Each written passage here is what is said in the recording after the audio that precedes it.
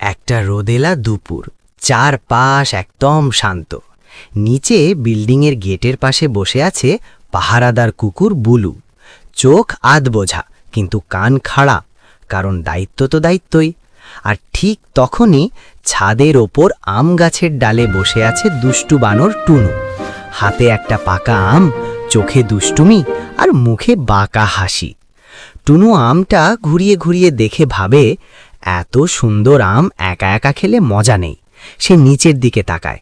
বুলুর পাশে পড়ে আছে একটা বড় চকচকে হাড়। টুনুর মাথায় তখনই বুদ্ধি চেপে বসে। টুনু আস্তে করে আমটা নিচে ছুঁড়ে দেয়। ধপাস! আমটা গিয়ে পড়ে ঠিক বুলুর হাড়ের পাশে। বুলু চমকে উঠে চোখ বড় করে তাকায়। হাড়ের পাশে নরম কিছু। বুলু ভাবে, এইটা আবার কে রাখলো? আমার হাড় চুরি করতে এসেছে নাকি? সে চারপাশে তাকায়, কিন্তু কাউকে দেখে না। ঠিক তখনই টুনু ডাল থেকে আরেকটু আমের খোসা ছুঁড়ে দেয়। টুপ! এবার বুলু পুরো রেগে যায়। বুলু গর্জে ওঠে, আজ আর ছাড় নেই। সে সিঁড়ির দিকে দৌড় দেয়। আর টুনু এক ছাদ থেকে আর এক ছাদে লাফাতে থাকে। চারদিকে শুধু ধপাধপ শব্দ আর বুলুর ভারী পায়ের ঠকঠক আওয়াজ।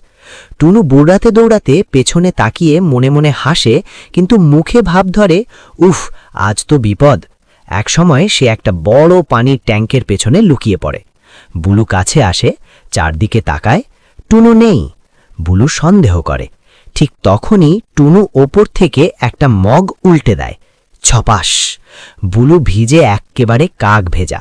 সে দাঁড়িয়ে দাঁড়িয়ে কাঁপে, তারপর চোখ বন্ধ করে মাটিতে পড়ে যায়। নড়াচড়া বন্ধ। টুনু ভয় পেয়ে কাছে আসে, খুব আস্তে ফিসফিস করে বলে, ওরে, বুলু সত্যি রাগে হার্ট ফেল করল নাকি? ঠিক তখনই বুলু হঠাৎ লাফিয়ে উঠে বলে, ধরা পড়লি।